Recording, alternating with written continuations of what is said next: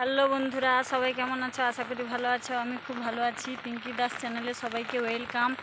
দেখছো তোমরা বন্ধুরা, আমাদের রুয়া হচ্ছে, এখন ধান চাষ হচ্ছে। এই যে তলা ভাঙা হয়েছে, এইগুলো এই যে ভেঙে এখানে রাখা হয়েছে, এবারে রুয়া হবে।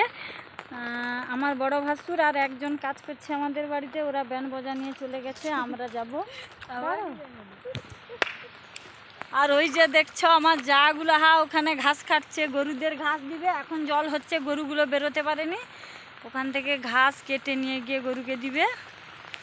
আর জানো তো আমি আর আমার ছেলে একা বাড়িতে থাকি, এই জন্য একটা লোক ধরে আর আমার বড় ভাসুরকে নিয়ে, এটা আমার বড় যা, নিয়ে কাজ করছি। আর জানো তোমাদের দাদা ভাই বলা হয়নি, তোমাদের দাদা ভাইয়ের কানের পর্দাটা ফুটো হয়ে গেছে, আর এই জন্য চাষে লাগতে পারছে না, এই জন্য লোক ধরে কাজ করা হচ্ছে।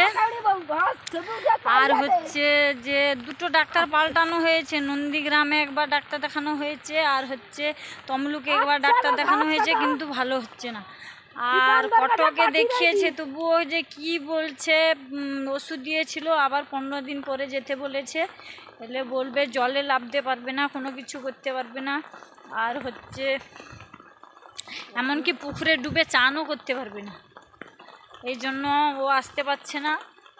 আমাদেরকে একা মিলে করতে হচ্ছে, লোক ধরে।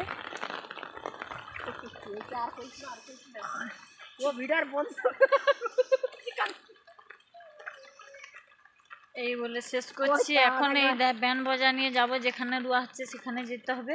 নমস্কার।